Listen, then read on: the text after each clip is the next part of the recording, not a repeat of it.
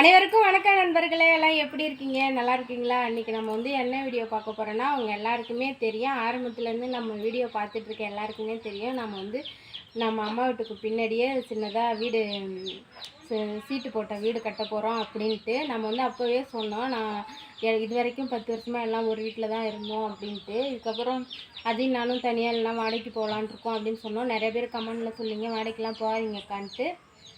உங்கள் பேச்சுக்கு மதிப்பு கொடுத்து இந்த பக்கம் இது மாட்டு கொட்டா, அதுக்கு அந்தாண்டா வந்து தான் வீடு. அத்தையே அம்மா வீடு அத்தையே தான் இருக்குது. காமிடா.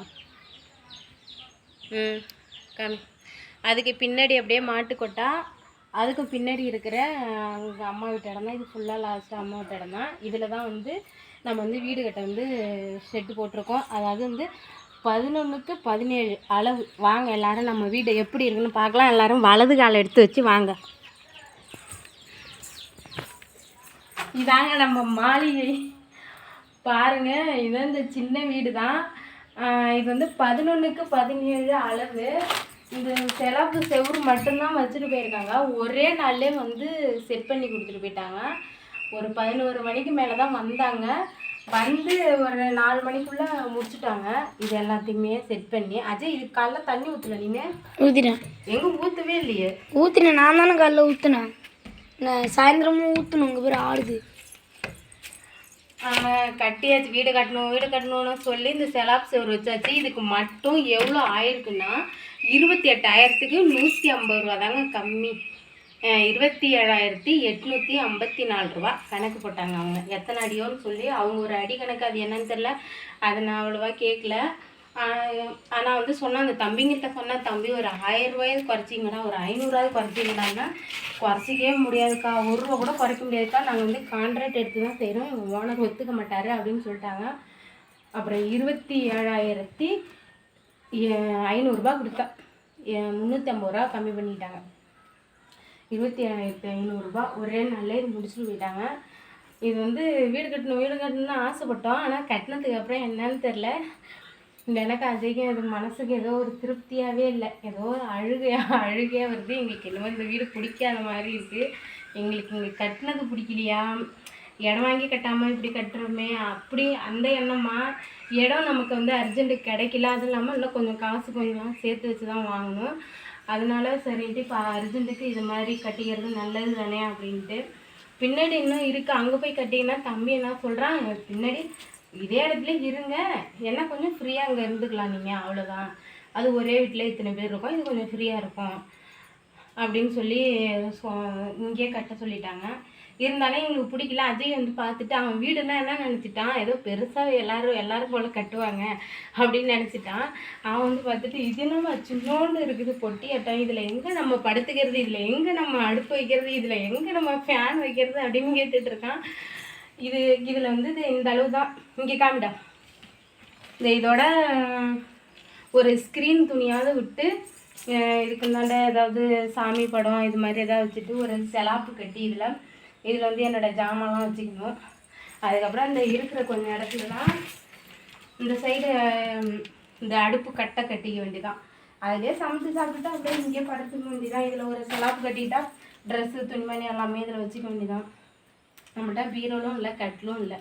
ஜாமானை மட்டும்தான் ஒரு கட்டை கட்டி அதில் தூக்கி வச்சுட்டோன்னா அடுப்பு கட்டை ஒன்றையும் கட்டி இங்கே அடுப்பை வச்சு சோத்தாக்கிட்டு என்ன 2 பேர் படுக்க இடம் இல்லை, எல்லாம் படுத்துக்க வேண்டியதான். ஏதோ கொஞ்ச நாள் ஓட்ட வேண்டியதான். இதிலே இருந்துட்டு வேறு வழி என்ன பண்ணுறது ப்ரோ. இதிலே இருந்து கடவுள் எங்களை நல்ல நிலைமைக்கு கொண்டு வந்து என்னோடய யூடியூப்லாம் நல்லா ஃபேமஸ் ஆகி என் வீடியோ எல்லோரும் பார்த்து எனக்கு நல்ல ஒரு வருமானம் கிடச்சிச்சின்னா நம்ம வந்து கூடிய விரைவில் இடம் வாங்கி ஒரு நல்ல வீடாக கட்டலாம். கூடிய விரைவில் இல்லை, அது பல வருஷங்கள் ஆகலாம், சில வருஷங்கள்லாம் ஆகலாம். அது உங்கள் கையிலையும் இருக்குது, கடவுள் கையிலையும் இருக்குது. மெயினாக கடவுளோட அருள் இருந்தால் தான் எதுவுமே நடக்கும். இதை கட்டணுங்கிறதுக்கே இதுவும் ஒரு கடவுளோட அருள் தான் நான் நினச்சிக்கிறேன். இது இந்த அளவுக்கு ஏதோ நிதியாவது போட்டு வச்சுருக்கோமே அப்படின்ட்டு. அப்புறம் வந்து சிமெண்ட் அருகால் தான் வாங்கணும் அப்படின்னு சொல்லியிருக்காங்க. சிமெண்ட் அருகால் தான் வாங்கி போட்டு இதுக்கு சிம்பிளாக ஒரு கதவு, அவ்வளோதான். இதுக்கு வந்து இன்னும் மேஞ்சளவு வந்து இன்னும் 3 டிப்பர் மண் அடிக்கணும்னு சொல்லியிருக்காங்க. இந்த சைடும் வெளியே ஒத்த கதவுமா? ஒத்த கதவு தான். இந்த சைடும் அந்த சைடும் மண் அடிக்கணும். அப்புறம் கீழே தளம் போடணும். இது மேலே வந்து இந்த இது வெல்டிங் இந்த ஒர்க்லாம் முடித்து சீட்டி மாட்டணும். அது வந்து வெய்ய நாளையில் தான் ரொம்ப ஹீட் அதிகமாக இருக்கும் சீட்டு. என்ன பண்ணுறது, அப்புறம் வேறு வழியில் ஓடு போடணுன்னா இன்னும் செலவு அதிகமாகுமா, அந்த ரீப்பர் செலவு அது இதுன்ட்டு நிறையா வரும் அப்படின்னு சொல்கிறாங்க. ஏதோ நம்மளால் முடிஞ்சது, ஏதோ ஏழைக்கேற்ற ஒரு எள்ளுருண்டை அப்படிங்கிற மாதிரி இதை நம்மளால் முடிஞ்சது ஒரு வீடு. இதுக்கே 30,000 இப்போ வந்துருச்சா. இன்னும் இன்னும் இந்த செலவு மேலே இருக்க செலவு, கதவு செலவு, அது இதுன்னு இன்னும் ஒரு 50,000 சொல்கிறாங்க.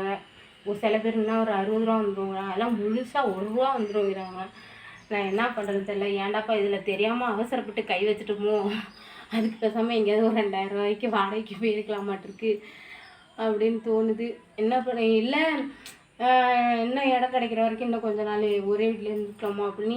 என்னென்னா வச்சுக்கேன், இப்போ 6-7 பேர் கணக்குக்கு வந்துட்டோம். அது வந்து நம்ம கொஞ்சம் ஃப்ரீயாக இடம் இருந்துக்கிறது தானே நல்லது அப்படின்னு நினச்சிட்டு நானாக தான், இது எங்களோட முயற்சி தான். அவங்க வந்து போங்க நீங்கள் போய் தனியாக கட்டிங்க அப்படிலாம் சொல்ல, நானாக தான் கட்டிட்டேன். அப்புறம் அஜயும் பெரிய பிள்ளையாயிட்டான். இவன் யாராவது ஏதாவது ஒன்று சொன்னால் முணுக்குன்னு வேற கோச்சிக்கிறான். அதனால சரி, இதுக்கெல்லாம் சரி பண்ணணும்னா நம்ம வந்து ஒதுங்கி எட்ட இருக்கிறது தான் நல்லதுன்ட்டு நானாக தான் என்னோடய விருப்பத்துக்கு தான் இது வந்து நான் ஆரம்பித்தேன். சரி, ஓகே நண்பர்களே, பங்களா எங்களோட வீடு எப்படி இருக்குது, இது வந்து 30,000க்கு இந்த வீடு, இந்த செலாப் சோறு போட்டது ஓகே தானா? உங்கள் ஏரியாவிலலாம் இன்னும் கம்மியான அமௌண்ட்டா இல்லை இதோட அதிக அமௌண்ட்டா என்னன்னு மறக்காமல் என்னோடய உறவினர்கள்லாம் கமெண்டில் சொல்லுங்கள். எனக்கு வந்து சப்போர்ட் பண்ணுங்கள் நண்பர்களே. லாங் வீடியோலாம் பாருங்கள், சப்போர்ட் பண்ணுங்கள். கூடிய விரைவில் நானும் சீக்கிரம் ஒரு நல்ல நிலைமைக்கு வரணும் அப்படின்ட்டு எனக்கு கொஞ்சம் சப்போர்ட் பண்ணுங்கள். இந்த வீடியோ பிடிச்சிருந்தால் லைக் பண்ணுங்கள், ஷேர் பண்ணுங்கள். மறக்காமல் விஜய் சனாபனி யூடியூப் சேனலை சப்ஸ்கிரைப் பண்ணுங்கள். இது ஓகே தானா, இந்த அளவு ஓகே தானா என்னன்னு மறக்காமல் கமெண்டில் சொல்லுங்கள். இதுக்கு இன்னும் எவ்வளோ செலவாகுங்கிறதையும் சொல்லிவிடுங்க.